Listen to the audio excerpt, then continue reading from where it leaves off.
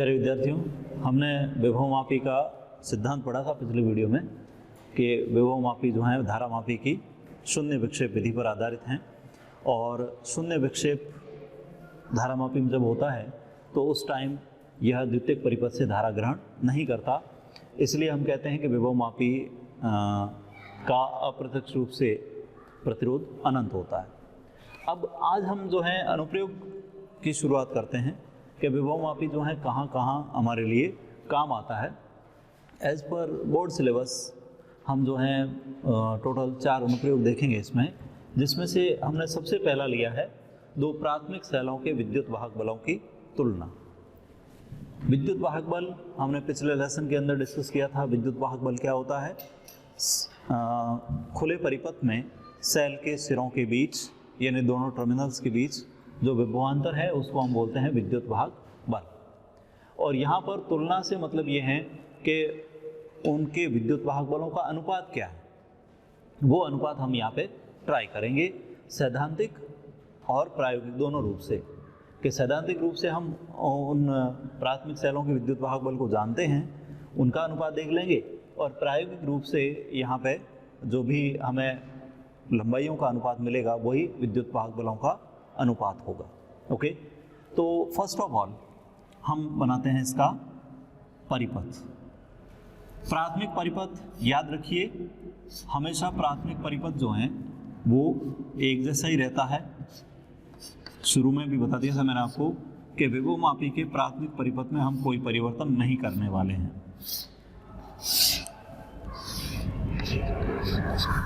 ये प्राथमिक परिपथ होता है जिसमें ये विभवमापी का ए बिंदु, उच्च विभव बिंदु, और ये बी बिंदु। ए और बी के बीच में 1-1 मीटर के फेरों के रूप में 10 मीटर लंबा मैग्नेट कॉन्स्टेंटन या नाइक्रोम का बना तार लगा होता है, एक समान अनुप्रस्थ काट का, ताकि इसमें धारा का मान जो है प्रत्येक फेरे में समान हो। इस सेल को हम बोलते हैं ईपी, संचायक सेल ले सकते हो। ये कुंजी के और ये धारा नियंत्रक RH। द्वितीयक परिपथ में ध्यान रहे, यहाँ जैसे पहले ही पता है हमें कि प्राथमिक परिपथ तो ये फिक्स होता है। द्वितीयक परिपथ में हम वो राशि जोड़ते हैं जिसका हमें मापन करना है या जो कुछ भी ज्ञात करना है। अब हमें यहाँ पे 2 प्राथमिक सेलों की विद्युत वाहक बलों की तुलना करनी है। इसका मतलब ये हुआ कि 2 प्राथमिक सेल हम यहाँ पर जोड़ेंगे, उनके अलग अलग विद्युत वाहक बलों का हम जो है एक तरह से फॉर्मूला देखेंगे और उसके बाद में उनकी तुलना करेंगे। तो एक्चुअल में जैसे एक प्रोसेस पढ़ा था हमने मानकीकरण, उसकी यहाँ पे आवश्यकता नहीं पड़ेगी। एक्चुअल में जब आपको विद्युत वाहक बल ज्ञात नहीं करना है बल्कि तुलना करनी है। अगर ज्ञात करना हो तब तो पहले मानकीकरण जरूरी है, लेकिन अभी हम केवल मात्र तुलना कर रहे हैं, तो इस केस में हमें मानकीकरण की आवश्यकता नहीं है। मानक सेल हम काम में नहीं लेंगे और द्वितीयक परिपथ में वो 2 प्राथमिक सेल काम में लेंगे जिनके विद्युत वाहक बलों की हमें तुलना करनी है। मान लो एक सेल है जिसका विद्युत वाहक बल E1 है और दूसरा सेल जो है उसका विद्युत वाहक बल E2 है। इन दोनों को हमने एक तरह से आप कह सकते हो समांतर क्रम में, लेकिन एक्चुअल में यहाँ पे हम इनके समांतर क्रम का उपयोग नहीं करते हैं। दोनों को एक साथ जो है ऑन नहीं रखेंगे। यहाँ हम जो है द्विमार्गी कुंजी विभवमापी में ध्यान रखें कि उच्च विभव बिंदु हमेशा ए से जुड़े होते हैं, तो इस सेल का भी उच्च विभव ए से, इन दोनों सेलों के जो धन विभव है उच्च विभव वो भी ए से जुड़े हुए हैं। और ये है द्विमार्गी कुंजी जिसमें 3 टर्मिनल होते हैं X, Y, Z। एक्चुअल में द्विमार्गी कुंजी जो है वो कुछ इस टाइप की होती है। ये तो एक मार्गी हुई, एक और जोड़ देते हैं तो ये द्विमार्गी है। इसमें एक्चुअल में क्या है, 3 टर्मिनल है, 1, 2 और 3, जो हमने यहाँ पे X, Y, Z से दिए है।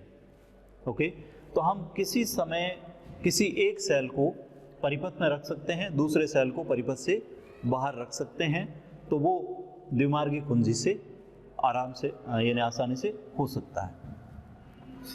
Y टर्मिनल से हम धारामापी जोड़ देंगे और धारामापी को विसर्पी कुंजी से जोड़ देंगे। ये है हमारा धारामापी। तो ये कंप्लीट परिपथ बन जाता है विभवमापी द्वारा दो प्राथमिक सेलों के विद्युत वाहक बलों की तुलना के लिए। अब देखो, हम कार्यप्रणाली समझें।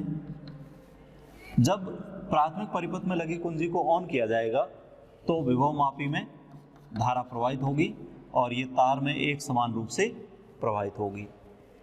इस समय हम दो स्टेप में काम करेंगे। पहला स्टेप हम लेंगे जब सेल E1 परिपथ में हो, दूसरा जब सेल E2 परिपथ में हो। E1 को परिपथ में लाने के लिए हम क्या करेंगे, X और Y के बीच प्लग लगा देंगे। ये है, यहाँ डॉट लगाएंगे। तो E2 का जो ऋण सिरा है वो खुला है, इसलिए E2 से कोई धारा प्रवाह नहीं होगा, केवल E1 से धारा का प्रवाह होगा। अब देखो, जब विभवमापी तार में धारा प्रवाहित हो रही है और हम जॉकी को विभवमापी तार पर स्पर्श करवाएंगे तो उस केस में हमें धारामापी में विक्षेप प्राप्त होगा। और वो विक्षेप किस चीज़ पे डिपेंड करता है कि अगर VAJ, A और J के बीच का विभवांतर E1 से ज़्यादा हुआ तो उस केस में IP का एक भाग नीचे आएगा और वो धारामापी से होकर के गुजरेगा, तो धारामापी एक साइड में विक्षेप देगा। अब अगर मान लो हम ये माने कि E1 ग्रेटर देन VAJ है, यानी E1 का मान VAJ से ज़्यादा है, तो E1 से धारा प्रवाहित होगी और वो यहाँ से होकर के विसर्पी कुंजी से धारामापी से होते हुए वापस आएगी। तो इसका मतलब धारामापी में धारा की दिशा बदल रही है, तो धारामापी विपरीत दिशा में विक्षेप देगा, और विपरीत दिशा में विक्षेप देना परिपथ संयोजन को सही बताता है। अब हमें जीरो विक्षेप देखना है, तो इसका मतलब ये हुआ कि हम अलग अलग तारों पर स्पर्श करवाते हुए टेस्ट करेंगे और ट्राई करेंगे कि लेफ्ट राइट या अलग अलग तारों पर कहीं ना कहीं जो है हमें जीरो विक्षेप मिल जाए। जहाँ भी धारामापी में जीरो विक्षेप मिलेगा वहाँ पर क्या होगा कि E1 का मान VAJ के बराबर होगा। ये हमने सिद्धांत में बहुत क्लियरली अच्छी तरह से समझ रखा है। ओके, तो इसलिए कोई विशेष दिक्कत नहीं आनी चाहिए कि E1 का मान VAJ के बराबर हो। इसका मतलब ये हुआ कि E1 जो है वो विभवमापी तार पर संतुलित हो रहा है, और उस केस में अगर संतुलन लंबाई L1 हो तो हम लिख सकते हैं E1 समानुपाती L1। ओके, और कांस्टेंट हम क्या लेते हैं, X, जिसको आप विभव प्रवणता कहते हैं, एकांक लंबाई पर विभव पतन। ठीक है, तो पहला प्रोसेस तो ये है कि हमने E1 को संतुलित कर लिया विभवमापी तार पर। अब हम सेकंड में क्या करेंगे कि यहाँ से डॉट को हटाएंगे और YZ के बीच में लगा देंगे, यानी यहाँ से हटा करके यहाँ पर। जब आप प्लग YZ के बीच में लगाते हो तो उस केस में E1 सेल जो है वो परिपथ से बाहर हो गया और E2 सेल परिपथ के अंदर जुड़ गया। ओके, फिर से वही प्रोसेस अपनाएंगे कि विभवमापी तार में धारा प्रवाहित हो रही है और हम विसर्पी कुंजी को विभवमापी तार पर स्पर्श करेंगे, तो स्पर्श करने पर धारामापी में विक्षेप प्राप्त होगा। अब वो विक्षेप इस बात पर निर्भर करेगा कि VAJ का मान ज़्यादा है या फिर E2 का मान ज़्यादा है। ओके, और अगर हम ऐसे ट्राई करते हैं कि पहला तार, दूसरा तार, तीसरा तार, यानी अलग अलग तारों पर, तो हमें एक ऐसी स्थिति प्राप्त होगी जिस समय धारामापी जीरो विक्षेप देगा। जीरो विक्षेप की स्थिति में E2 का मान VAJ के बराबर हो जाएगा, तो उस समय जो भी तार की लंबाई है वो E2 के लिए संतुलन लंबाई कहलाएगी, और यहाँ कंसेप्ट बनेगा E2 directly proportional to L2। मान लेते हैं कि E2 सेल जब संतुलित हुआ तो धारामापी की जीरो विक्षेप स्थिति में जॉकी की जो स्थिति है वो बिंदु A से L2 है, यानी L2 दूरी पर है, तो हम लिख सकते हैं E2 बराबर XL2, समीकरण नंबर 2। अब सिंपल सी बात है, अगर हमें ज्ञात करना होता तब तो पहले X ज्ञात करते, जिसको मानकीकरण कहते हैं, और अभी हमें क्योंकि केवल तुलना करनी है तो इसका मतलब हम समीकरण नंबर 1 में 2 का भाग दे देते हैं, तो ये हमें मिल जाएगा L1/L2। ओके, तो बहुत सिंपल सा जो है मेथड है कि जो लंबाइयों का अनुपात है, संतुलन लंबाइयों का अनुपात, वही विद्युत वाहक बलों का अनुपात होगा। ओके, अब एक्चुअल में हम इस प्रयोग के अंदर लेक्लांसी सेल और डेनियल सेल लेते हैं। लेक्लांसी सेल और डेनियल सेल।